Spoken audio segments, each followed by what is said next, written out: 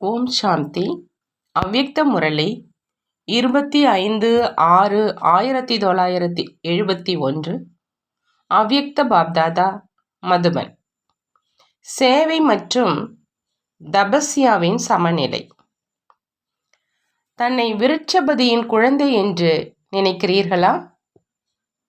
மரத்தின் அடையாளம் பக்தி மார்க்கத்தில் கூட தொடர்ந்து வந்திருக்குது. தபஸ்விகள் எப்பொழுது தபஸ்யா செய்கிறாங்க அப்படின்னா மரத்தின் கீழே அமர்ந்து தபஸ்யா செய்கிறாங்க. இதனுடைய ரகசியம் என்ன? மரத்தின் கீழே ஏன் தபஸ்யா செய்கிறாங்க? அதற்கான காரணம் என்ன? இது ஏன் தொடங்கியது? இதனுடைய எல்லைக்கு அப்பாற்பட்ட ரகசியம் என்ன? இந்த படைப்பு ரூப மரத்தில் கூட உங்களுடைய இருப்பிடம் எங்கே இருக்குது? மரத்தின் கீழே வேர்ல அமர்ந்திருக்கீங்க இல்லையா? எந்த படங்கள் இப்பொழுது ஞானம் நிறைந்ததாக உருவாக்கப்படுகின்றனவோ அவைகள் பின்பு நினைவு சின்னங்களாக பக்தி மார்க்கத்தில் தொடர்ந்து வந்து கொண்டிருக்கின்றன. மரத்தின் படத்தில் தூரத்திலிருந்து என்ன தென்படுது? தபஸ்விகள் தபஸ்யா செய்து கொண்டிருக்கிறாங்க. எப்படி தபஸ்விகள் மரத்தின் கீழே அமர்ந்திருக்கிறாங்களோ, அதாவது பக்தியில, அதுபோல மரத்தின் கீழே அமர்வதனால் தானாகவே மரத்தினுடைய ஞானம் முழுமையும் புத்தியில வந்துடுது. மரத்தின் கீழே அமர்ந்தீங்க அப்படின்னா விரும்பாவிட்டாலும் கூட பழம், பூக்கள், இலைகள் ஆகியவை கவனத்தில் வரவேதான் செய்யும். அப்படி எப்பொழுது கல்ப விருட்சத்தின் கீழே அஸ்திவாரத்தில் அமர்றீங்க அப்படின்னா முழு மரத்தினுடைய ஞானம் தானாகவே புத்தியில் இருக்குது. எப்படி விதையில மரத்தின் முழு ஞானம் இருக்குதோ அதே மாதிரி தன்னை இந்த கல்ப விருட்சத்தின் அஸ்திவாரம் மற்றும் மரத்தின் கீழே வேரில் இருப்பதாக நினைப்பீங்க அப்படின்னா முழு மரத்தின் ஞானம் தானாகவே புத்தியில் வந்துடுது. இந்த உங்களினுடைய நிலை பக்தி மார்க்கத்தில் நினைவு சின்னமாக தொடர்ந்து வந்துட்டு இருக்குது. நீங்கள் தபஸ்யா செய்து கொண்டிருக்கீங்க. இதுதான் நடைமுறை விஷயம். பின்பு பக்தி மார்க்கத்தில் ஸ்தூலமான மரத்தின் கீழே அமர்ந்து தபஸ்யா செய்கிறாங்க.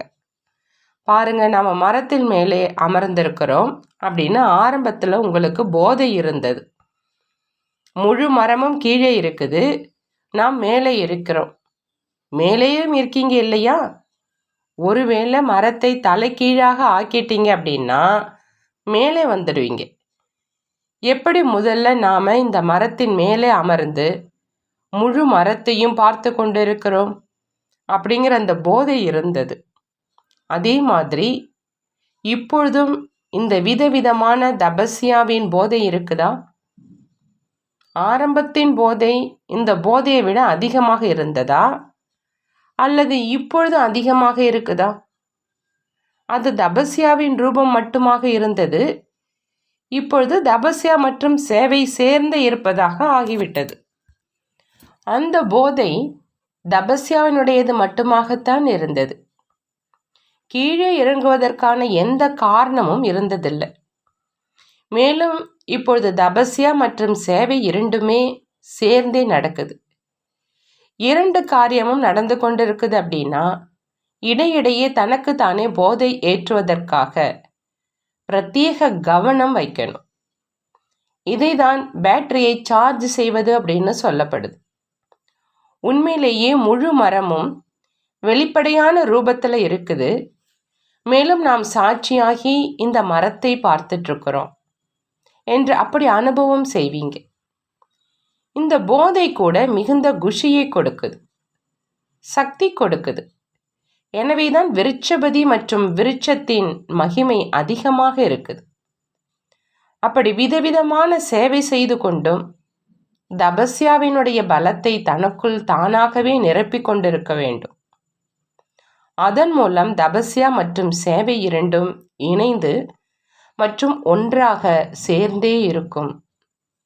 சேவையில் வந்துவிட்டது என்றால் தபஸ்யாவை மறந்துவிட்டோம் என்று அப்படி இருக்க வேண்டாம். இரண்டும் சேர்ந்தே இருக்கட்டும். இணைந்த ரூபம் இல்லையா? இடையிடையே இதற்கான சோதனை செய்ய வேண்டியதாக இருக்கும். எதுவரை செக்கர் ஆகவில்லையோ, அதாவது சோதனையாளராக ஆகவில்லையோ, அதுவரை மேக்கர் ஆக முடியாது, அதாவது உருவாக்குபவராக ஆக முடியாது. உலகத்தை உருவாக்குபவர் மற்றும் அமைதி உருவாக்குபவர் என்ற மகிமை இருக்குது இல்லையா? அதுவாக எதுவரை சோதனையாளராக ஆகவில்லையோ அதுவரை உருவாக்குபவராக ஆக முடியாது. தன்மேல் மிகுந்த சோதனை தேவையாக இருக்குது. மற்றவங்க எவ்வளவுதான் சோதனை செய்தாலும் இவ்வளவு செய்ய முடியாது. ஆனால் தன்னைத்தானே சோதனை செய்வதனால தான் உங்களுடைய முன்னேற்றத்தை நீங்கள் செய்ய முடியும். தன்னைத்தானே சோதனை செய்யணும். சோதனை செய்வதற்காக நேரம் அவசியம் இல்லை. எப்பொழுது இயற்கையான பயிற்சி ஏற்படுது அப்படின்னா நேரத்துக்கும் அவசியம் இல்லை, இயல்பாகவே நடந்து கொண்டே இருக்கும். பிறகு சோதனை செய்வதில் ஒரு வினாடி கூட எடுப்பது இல்லை. ஒருவேளை தன்னைத்தானே சோதனை செஞ்சீங்கன்னா அது எவ்வளோ நேரம் எடுக்கும்? எவ்வளவுதான் பிஸியானவராக இருந்தாலும் ஒரு வினாடியையோ எடுக்கவே முடியும். பயிற்சிக்கான அவசியம் மட்டும் தேவையாக இருக்குது. செக்கிங் மாஸ்டராக ஆகணும். அனைத்திலும் மாஸ்டர் ஆகணும். எப்படி மாஸ்டர் சர்வசக்திவான், மாஸ்டர் ஞானம் நிறைந்தவராக இருக்கீங்க, அதே மாதிரி செக்கிங் மாஸ்டராகவும் ஆகணும். நல்லது. டிராமா படி அனைத்துமே நன்றாகத்தான் நடந்து கொண்டிருக்குது. ஆனால் நன்றாக நடந்து கொண்டிருந்தாலும் சோதனையும் செய்யணும். நன்மையே பயக்கும் யுகம் இது என்று தெரிந்தும் இருக்கீங்க. இருந்தாலும் ஒவ்வொருவருக்கும் தன்னுடைய மற்றும் மற்றவர்களின் நன்மைக்கான திட்டத்தையும் யோசிக்கவும் வேண்டும். அந்த மாதிரி ஏதாவது புதிய திட்டங்களை உருவாக்குங்க. அதன் மூலம் மனநிலைகளில் கொஞ்சம் உயரை தாண்டுதல் ஏற்பட்டு விடட்டும். அனைவரும் சென்று கொண்டுதான் இருக்கீங்க, மேலும் சென்று கொண்டே இருப்பீங்க. ஆனால் இடையிடையே திட்டமிடுதல் மற்றும் சகயோகத்தின் அதிகப்படியான சக்தி கிடைக்கிறதுனால உயர தாண்டுதல் வர முடியும்.